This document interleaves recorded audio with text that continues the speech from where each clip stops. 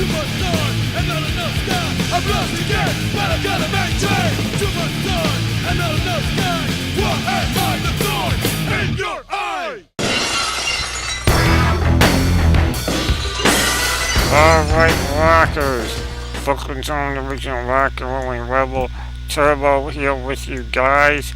And I'm here because I got an email over the weekend from Drew for a Raw review, or a wrestling review I should say. And well, what better than Monday Night Raw than to do that? So as requested, why? Because that's the type of person I am. Drew, this one's for you. And if everyone likes it, hey, maybe I'll do more. We shall have to wait and see. As always, gang, if you're wondering about the tie, visit my website, turborules.com. Go to the search menu and just type in Turbo's Ties. Find out more about why yours truly is wearing a bow tie.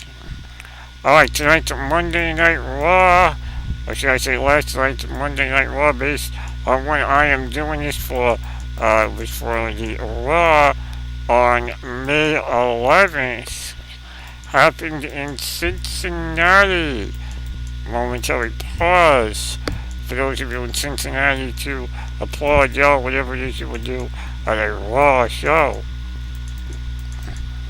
Also, gang, bear with me. It's been a while since I've watched some wrestling, not since WrestleMania. Haven't watched in a while. Why, you asked? Well, because the way tonight's show started is one of the reasons why I stopped watching. Basically, it was 15 to a half hour of babble, soap opera drama. That's all it was for the first 15 minutes to a half hour. Triple H coming back to call out Seth Rollins and Kane for the two of them to fight like little kids battling for daddy's affection, which is ironic because that was a cheap pop that Triple H went for during that intro. Basically just the whole thing of Kane didn't do what he was told to do. Seth Rollins did. Who's daddy's favorite? Come on. They could do better than that. And a half hour works? Come on, they could have done it in 10. Easily. But in any case, Triple H did set the standard for the night by saying that Kane would face Roman Reigns to prove his loyalty. Seth Rollins would face Randy Orton, and the night would start with a match between hometown Dean Ambrose versus the J&J Security. Seth Rollins' little lackey, made up of Jamie Noble and Joey Mercury, for those of you not aware of what the J&J stands for. This really should have been a great match for the hometown hero, being it was Ambrose's area. They even chanted for Ambrose during the opening 30-minute soap opera babble. And yet when the match actually happened, the fans were sitting on their hands. Not to say it was a bad match. Ambrose was on his game. J&J Security, Jamie Noble, does still have it, but it's a shame to see him down at a lackey level in the company, but that's how it is. In any case, Ambrose did win the match, and why wouldn't he? Going into the pay-per-view this weekend, as one of the members in the final four-way, fatal four-way that is, at the Payback pay-per-view, which everyone can watch either on cable pay-per-view or on the WWE Network for, say it with me now, $9.99.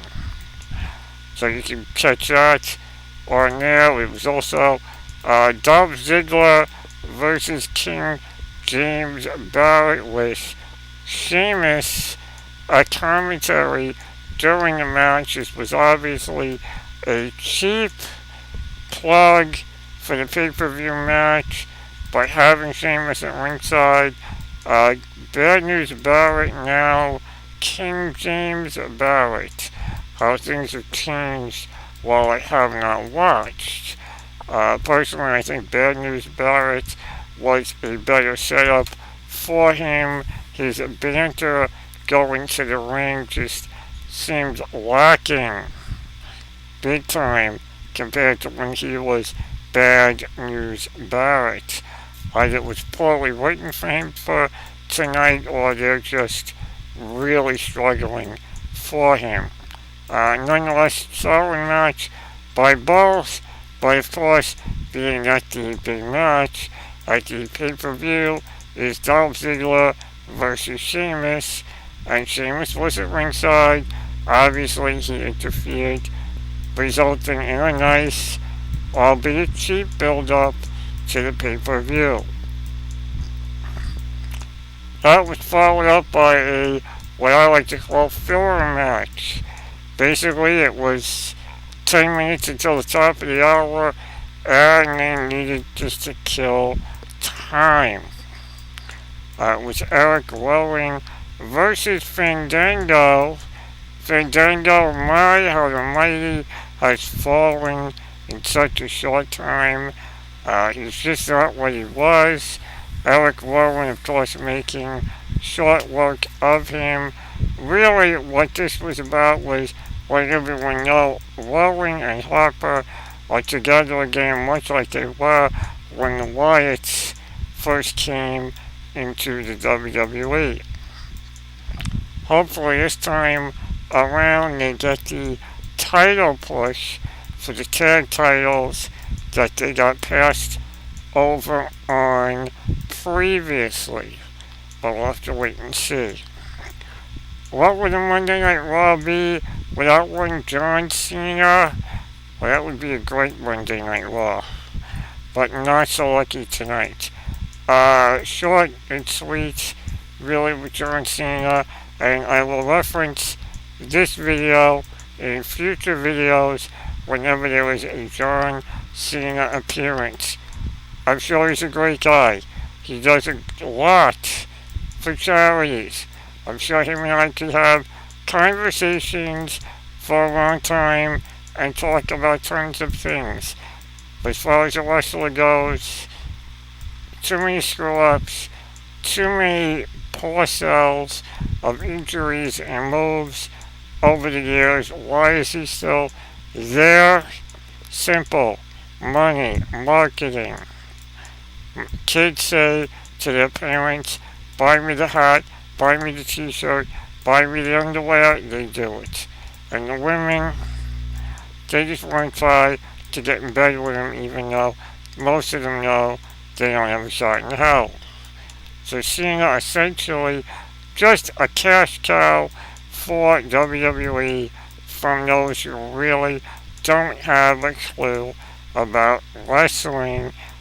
It's a real situation. Cena, everyone knows it, can't sell, and let's be honest, the Cena socks, let's go see the chants, are starting to sound filtered in as audio cues, not the crowd, audio cues. Add to that the Rusev Cena storyline is essentially the Hulk Hogan All-American storyline all over again. It's a 30-year-old storyline they're using to try to save what's left of John Cena. It's time for him to go, even though that should have been years ago. The Roman Reigns Kane match, well, that never happened. That will happen on SmackDown. Essentially, Reigns was attacked by Kane before he even entered the ring, before the bell even rang, and a table was supposed to break and didn't. And Kane laid there like it did. And I've heard of just going with it, but they could have really built on it more. and they didn't. Hopefully for those watching SmackDown, they'll build on it there. There was, of course, a Divas match, really short and sweet on that one. Tamina, daughter of Superfly Snuka, the only one with any real wrestling ability in tonight's Divas activities. Naomi, Brie Bella, Nikki Bella, they're all cheerleaders learning to wrestle. Granted, they've been there for a few years, but they're still learning. Tamina was brought up around it, but there is still hope for the Divas. As long as Tamina's around, maybe they have Natalie Neidhart do some more, bring Paige back more, I think the Divas will be fine. Do less with the cheerleaders and more with the actual Divas who can wrestle. Quick reference to the other filler match. Curtis Axel as Axelmania and Mizdow as Macho Mizdow. Followed up by Ascension interfering. So we have an LOD mock-up with other mock-ups. It'll be a match at the pay-per-view this weekend. Sad. Of course, real sadder news. Daniel Bryan, a year to the day of his title stripping of the WWE title due to injury, while he has now relinquished his IC title due to injury. Again, this is a legit injury. Again, this guy, can't get a break. Some people forget, love or hate these guys, they put it all on the line in the ring each and every night, physically. And for some, it just is too much.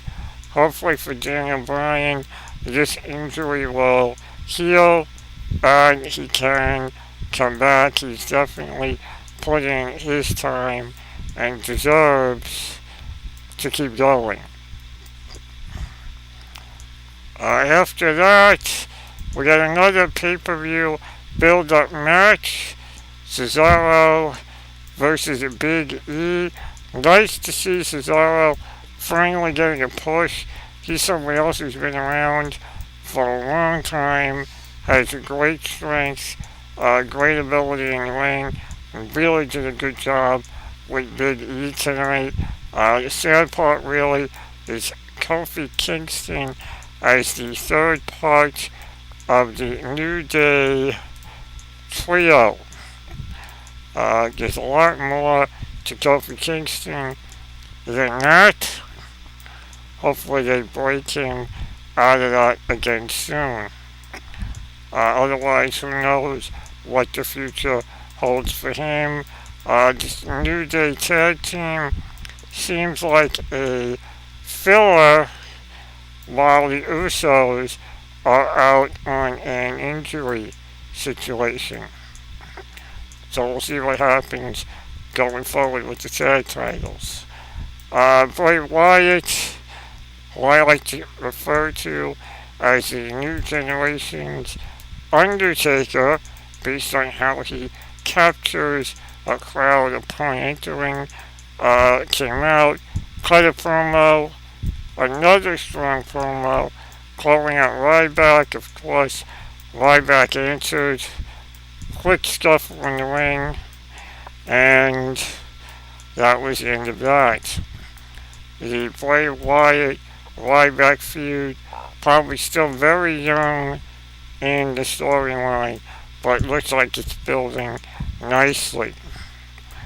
The main event of Randy Orton versus Seth Rollins was a very good match, beginning to end, very technical, very well done, minimal flaws, if any.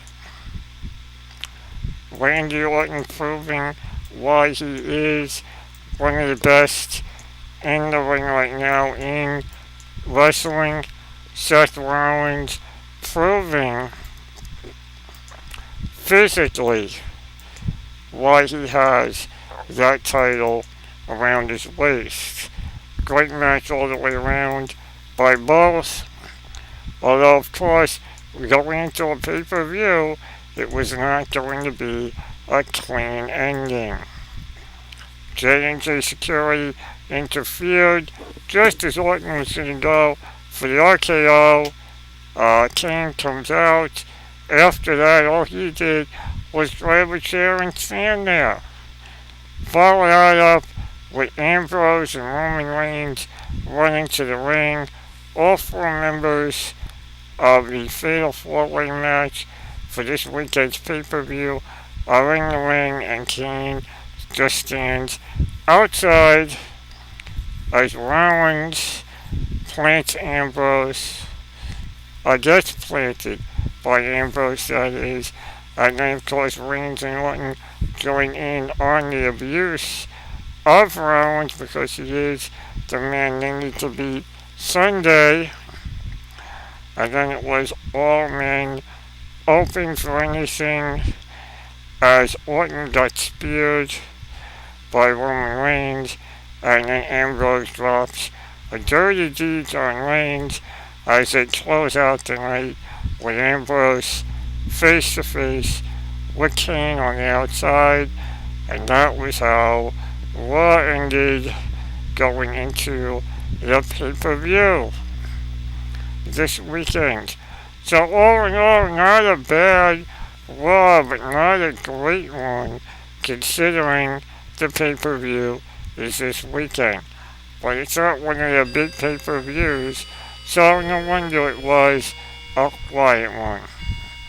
Well, there you go, gang. My first Raw review. If you liked it, hit the like button at the bottom, and please visit my website, TurboRules.com, and stay tuned to this channel for much more in unboxings, music-related stuff, and maybe more Raw reviews. Until next time, rockers, just keep on rocking.